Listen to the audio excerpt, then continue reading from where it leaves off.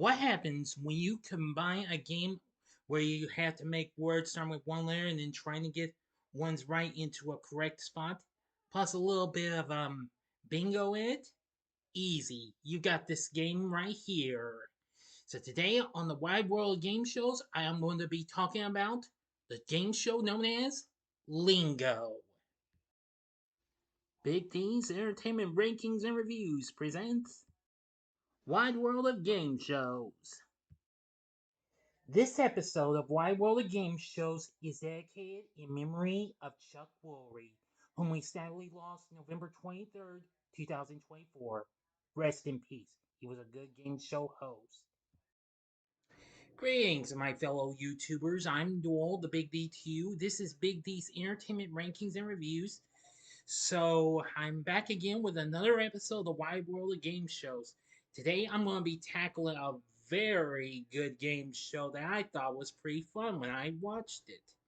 Anyway, this is a game that had, well, a little feel of the game Jotto in it, but of course, they also had a little bit of a feel of bingo in it.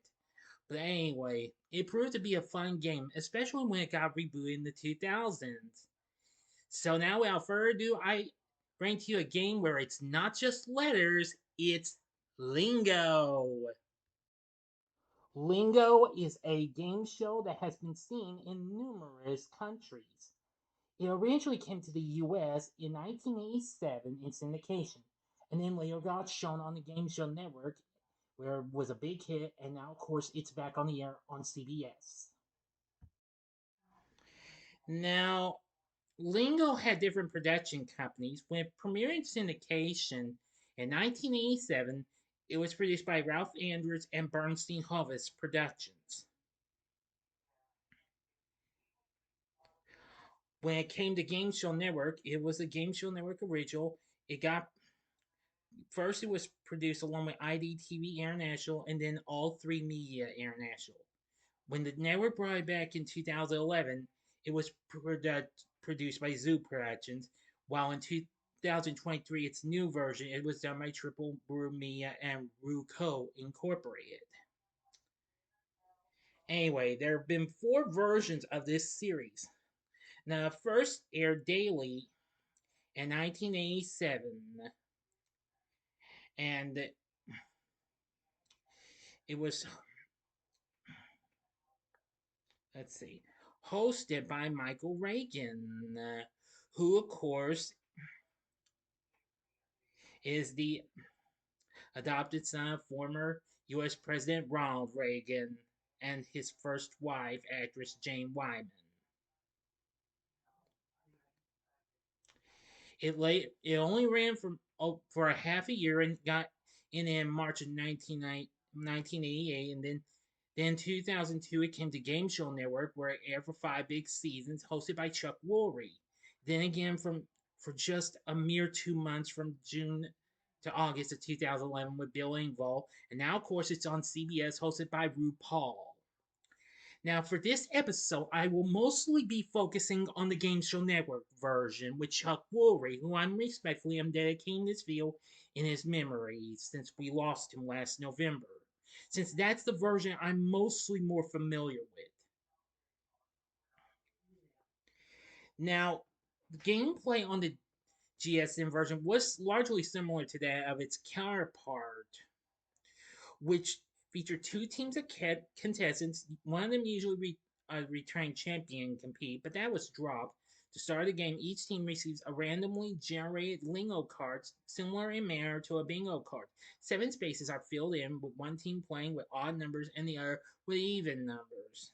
And the team is then given the first letter of a 5-letter mystery word and must make attempts at guessing the word by spelling it out. To assist in figuring out the word, each letter lights up.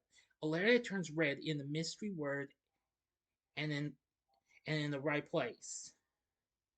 One that is yellow is in the mystery word, but in the wrong place. And one that does not light up is not in the mystery word at all. If the team did not come up with the right word on the first try, they were shown which letters were correctly placed, as well as those in the word but not correctly placed. A team has 5 turns in which to guess the word.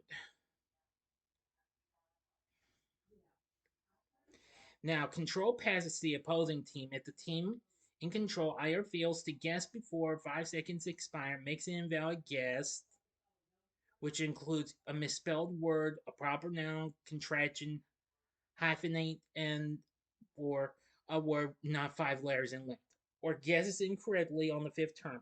Passing control to the opposing team also reveals another letter in the word, unless doing so would fill in the word completely.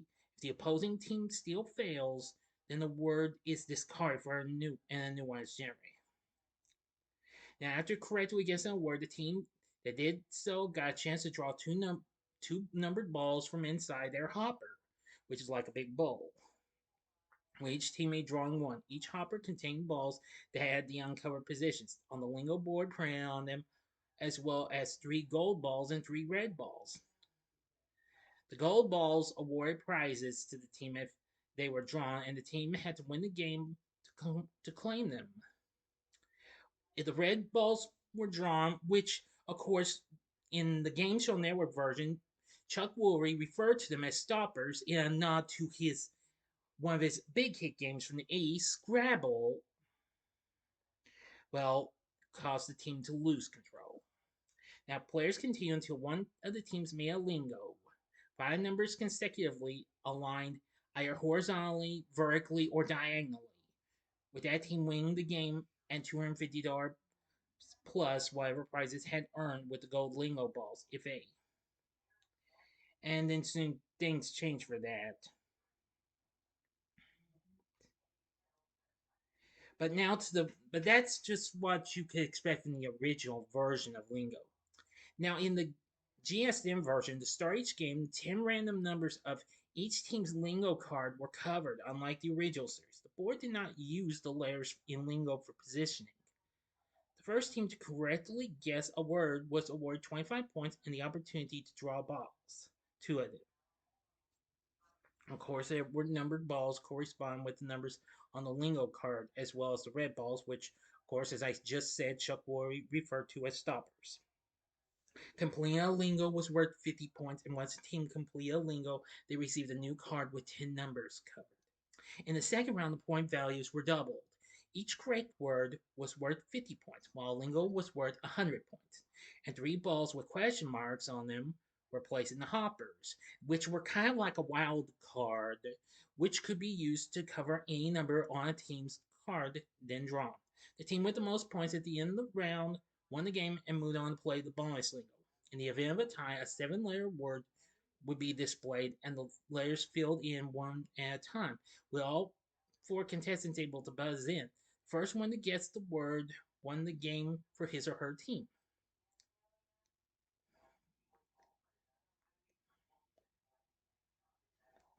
Now, of course, the bonus round in the original series was the exact opposite objective for the front game, with the champion team trying to avoid making a lingo.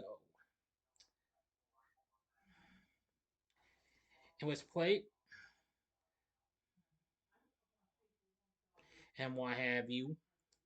If they won without if well the team survives 5 draws from their hopper without lingo, their total cash prize would be $16,000, and champions initially compete for up to 3 days, and for each return trip to the no lingo round, their starting stake would be doubled.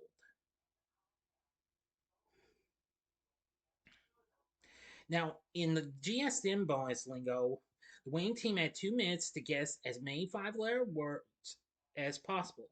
2 letters were initially revealed in each word, one of which was always the first letter. If the team failed to guess a word in 5 tries, it was revealed and the team moved on to the next word.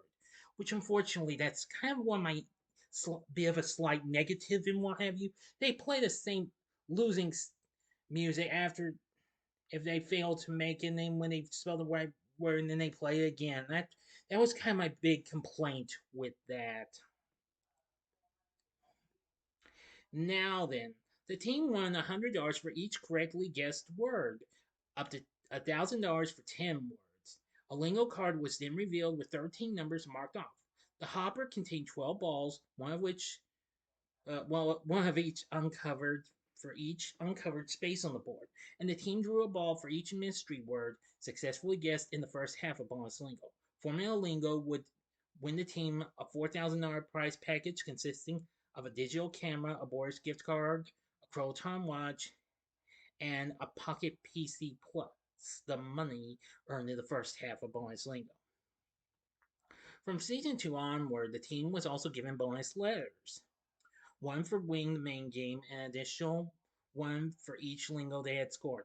The team could elect to use a bonus letter at any time to fill in the first unrevealed letter in a word, even if doing so would reveal the word. In addition, the layout of the bonus lingo card was changed so that 12 numbers were marked off and a lingo could be achieved in only one draw. Doing so awarded a large prize, a trip plus $5,000 cash in seasons 2 and 3. $10,000 cash in season 4, and a jackpot that began at $10,000 and increased by 1,000 per day. It went unclaimed in seasons 5 and 6. Throughout the series run, the team won $5,000 for achieving a lingo in 2 or more draws, or $100 per correctly guessed word if they failed to do so. Unlike the original lingo, this version did not feature returning champions. I'll be right back. Sorry. Lingo would also have a tournament of champions with particularly successful contestants.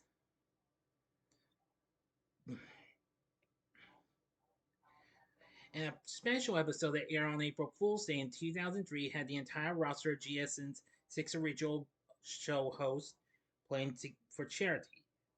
While Woolery hosted, they had Mark L. Wahlberg, host of Russian Roulette, and Mark Summers of Win Tuition played against Kennedy from Friend or Foe and Graham Elwood from Cram. The sixth host, Todd Newton of Whammy, the all new Press Your Luck, served as the show's announcer.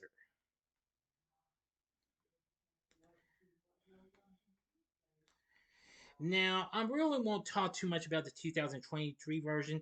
This didn't feature any bingo mechanisms, and I've never actually seen the version. I've seen a little bit of the Bill Engvall version, which came in 2011. And each team begins with 9 numbers marked off their board, and well,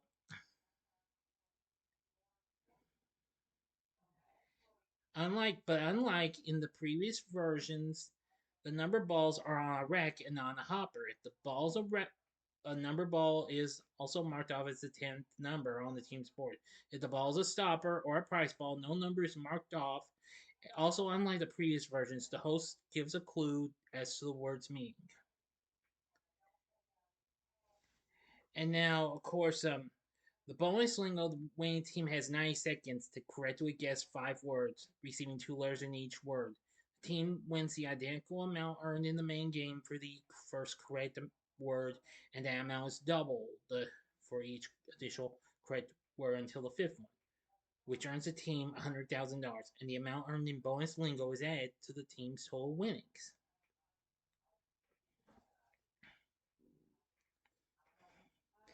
Now for now Now, in later seasons of Lingo, they add, well, if a team was close to a Lingo, they add 2 little yellow arrows on the top and bottom pointing to what could be it for the Lingo. Which, that was really good. Now then.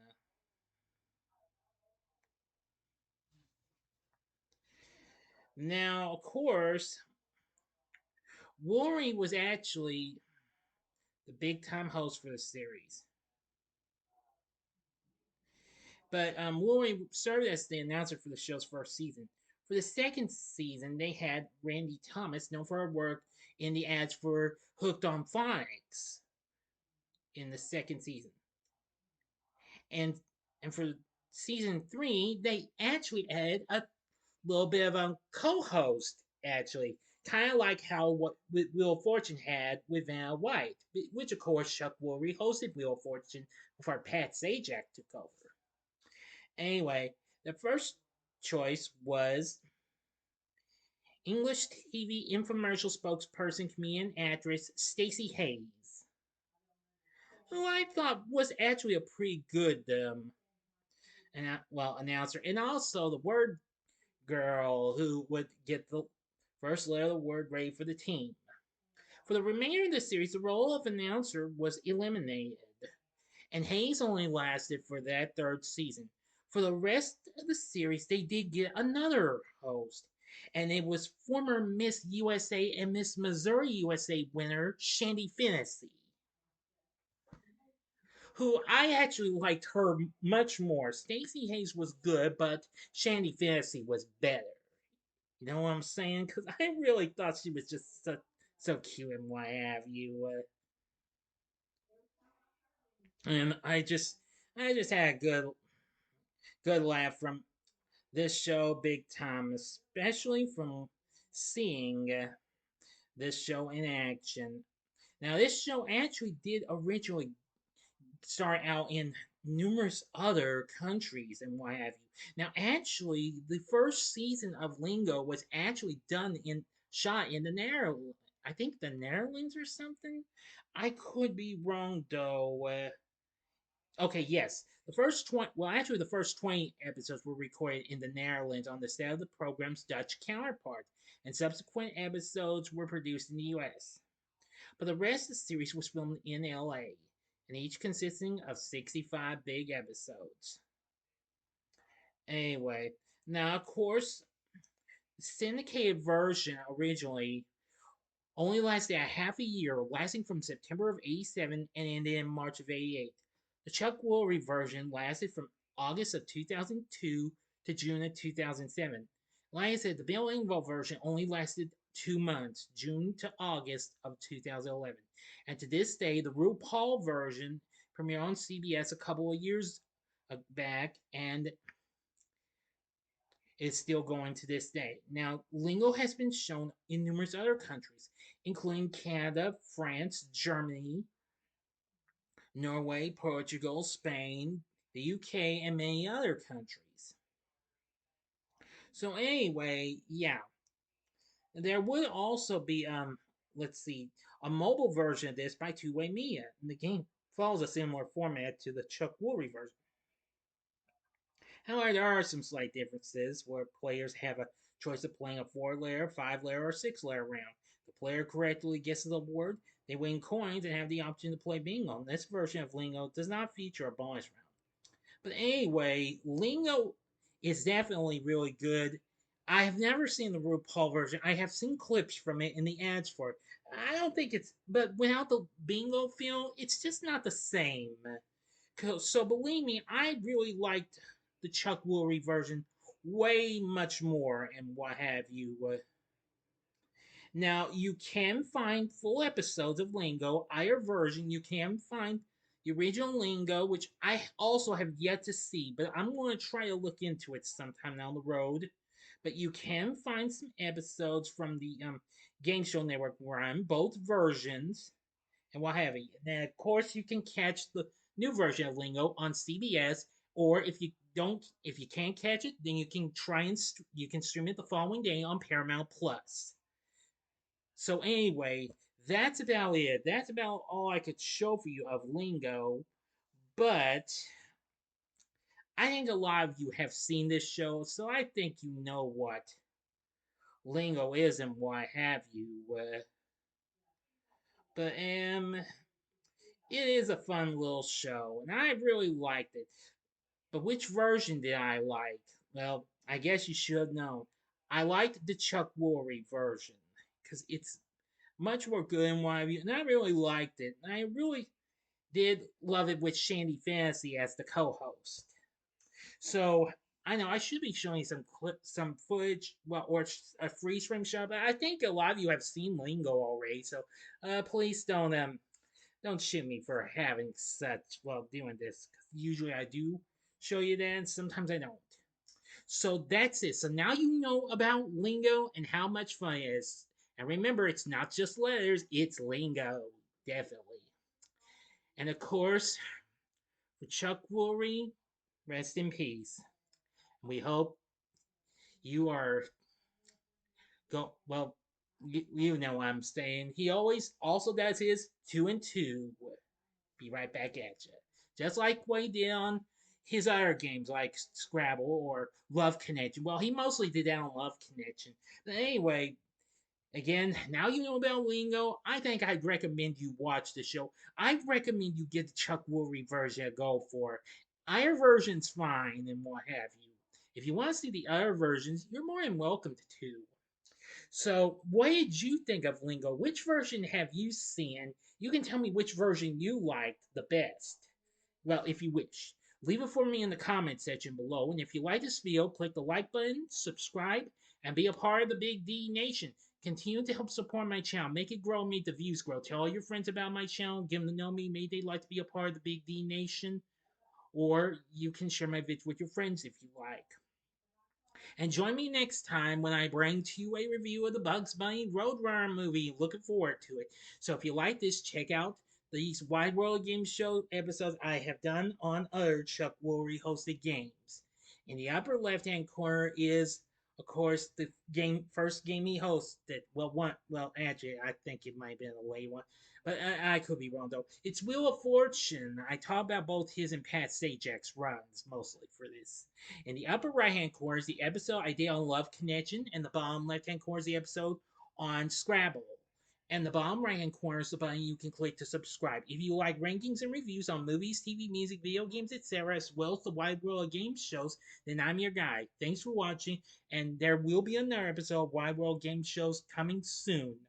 Stay tuned and find out what it is. I don't know what it is, but I'll figure out one.